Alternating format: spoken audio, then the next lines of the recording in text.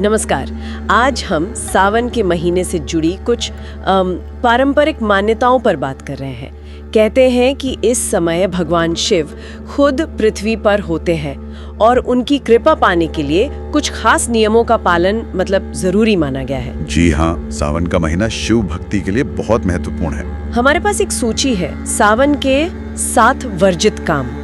इसमें ऐसी चीजें बताई गई हैं जिनसे इस महीने में बचने को कहा जाता है। हाँ, ऐसी मान्यताएं हैं।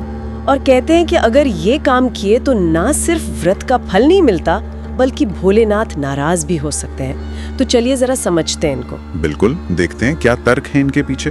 तो पहला नियम है शिवलिंग पर हल्दी ना चढ़ाना। ये थोड़ा चौंकाता है क्योंकि हल्दी को तो हम पूजा पाठ में बहुत शुभ मानते हैं ना। हाँ, शुभ तो मानते हैं, लेकिन यहाँ बात थोड़ी अलग है। जो जानकारी है उसके हिसाब से शिव जी का स्वरूप वैरागी है। अच्छा, वैरागी? हाँ, मतलब वो सांसारिक सुख मोह माया से परे हैं। और हल्दी जो है वो सौभाग्य का प्रतीक है, माँ पार्वती से जुड़ी हुई। हाँ बिल्कुल। तो मान्यता ये है कि एक वैरागी शिव पर सौभाग्य की चीज चढ़ाना वो उनके स्वरूप के अनुकूल नहीं है। इसे एक तरह से उनका अनादर भी मान सकते हैं। अच्छा, तो ये प्रतीकात्मक बात हुई, वैराग्य बनाम सौभाग्य। ठीक है। अब दूसरी बात है तुलसी दल न चढ़ाना। तुलसी तो भगवान विष्णु को बहुत प्रिय है, पवित्र भी है। बिल्कुल, पर शिव पूजन में तुलसी का प्रयोग वर्जित बताया गया है। हाँ, क्यों? इसके पीछे कुछ पौराणिक कथाओं का जिक्र आता है। अच्छा।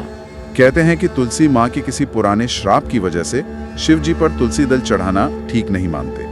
मतलब हर देवता की पूजा विधि की अपनी अपनी विशिष्टता है। समझ गई, हर देवता के अपने नियम।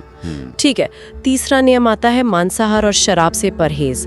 ये तो शायद सीधा सीधा शुद्धि से जुड़ा है, तन मन की। बिल्कुल सही पढ़ा आपने। पारंपरिक तौर पर यही मानते हैं कि इनके सेवन से न सिर्फ शरीर बल्कि मन भी अशुद्ध होता है, सात्विकता कम होती है। हाँ। और सावन जो भक्ति और तप का महीना है उसमें ऐसी चीजें शिव जी के प्रति असम्मान जैसी हैं। खासकर सावन के सोमवार को तो इससे बिल्कुल बचने को कहा गया है। सही बात है। अच्छा, चौथा नियम है दाढ़ी बनवाना या बाल कटवाना।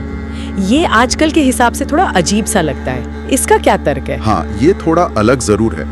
जो जानकारी मिली है वो इसे व्रत और तपस्या के दौरान क्लेश कारक मानती है। क्लेश कारक मतलब ऐसा काम जो शरीर को कष्ट दे या व्रत के अनुशासन में एक तरह से बाधा डाले। शायद तर्क ये है कि तपस्या के समय शरीर को उसकी प्राकृतिक अवस्था में रखना चाहिए। अच्छा।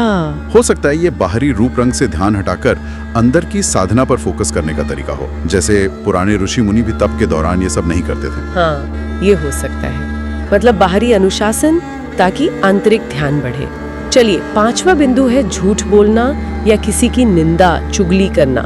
शिव जी को तो सत्य का ही देवता मानते हैं। एकदम सही। इन मान्यताओं में ये साफ है कि झूठ बोलना, किसी की बुराई करना, ये सब नकारात्मकता फैलाते हैं और आपकी शिव भक्ति को कमजोर करते हैं। सावन में वाणी की पवित्रता पर भी जोर दिया गया है, यानी आप क्या बोल रहे हैं वो भी आपकी भक्ति का एक हिस्सा है। बिल्कुल, सोच, कर्म और वचन तीनों की शुद्धि।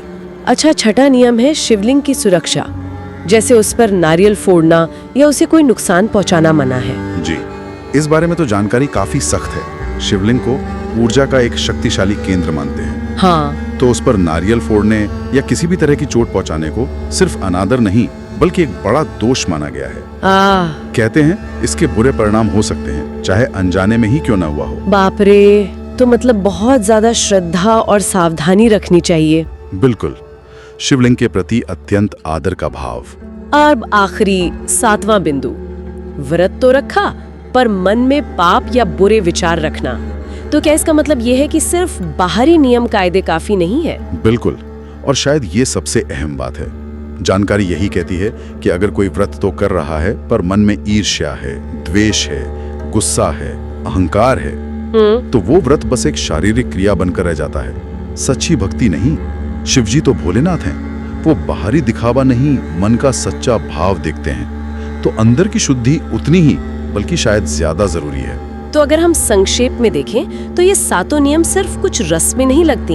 ये तो शारीरिक शुद्धि, मानसिक पवित्रता, वाणी के संयम और सबसे बढ़कर सच्ची अंदरूनी श्रद्धा बनाए रखने पर जोर देते हैं। हाँ बिल्कुल, और ये सोचने वाली बात है कि इन प्राचीन नियमों का आज के जीवन में क्या मतलब हो सकता है। शायद ये सिर्फ धार्मिक कर्मकांड न होकर एक तरह का आत्म अनुशासन, इंद्रियों पर नियंत्रण और अपने भीतर परमात्मा से जुड़ने का एक गहरा आध्यात्मिक अभ्यास हो सकता है। सही कहा।